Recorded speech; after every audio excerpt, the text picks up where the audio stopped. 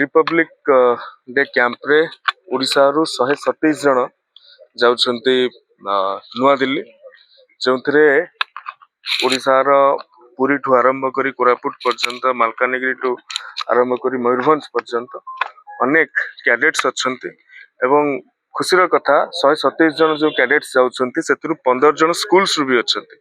तेणु सेमाने भी कम्पीट करिकी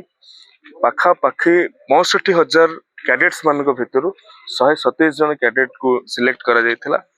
एवं नवरंगपुर रे पाखापाखि 1 मास धरिकी कैंप चली सेथिरु हमर बछा बछा कैडेट्स माने जो माने ओडिशा को रिप्रेजेंट करिवे रिपब्लिक डे कैंप रे ता सहित रिपब्लिक डे पैरेड जोटा रहइबो पीएम रैली जागु तांक से मान कहउचंती सेतिरे प्रदर्शित करिवे निश्चित भाव में सेमानंकु शुभेच्छा शुभकामना जनाऊँगी उच्च शिक्षा विभाग तरफ जहाँ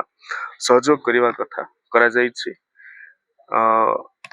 एनसीसी रो सहयोग रे उच्च शिक्षा विभाग रो सहयोग रे हमर आग्रह अछि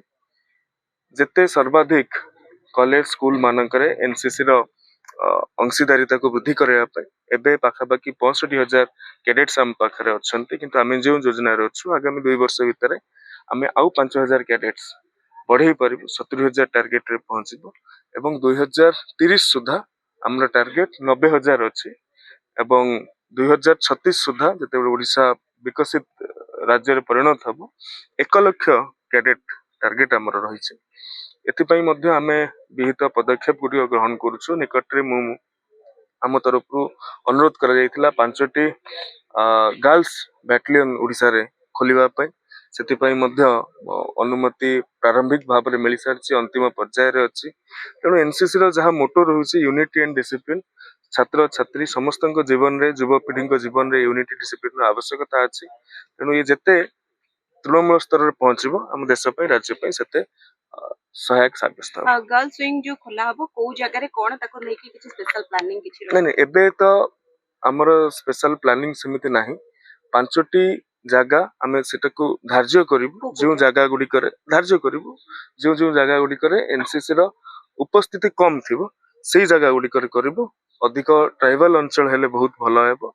एवं कोस्टल ले भी देखिवु पूरा ओडिसा को नौथुआ 5टी अंचल देखिवु बीसी नियुक्ति नै के रेवेन्सा रो ए सॉरी गला ए रमा देवी रो आगरो उत्कल यूनिवर्सिटी मध्ये सटला कोन वर्तमान स्टेटस रही केबे सुधा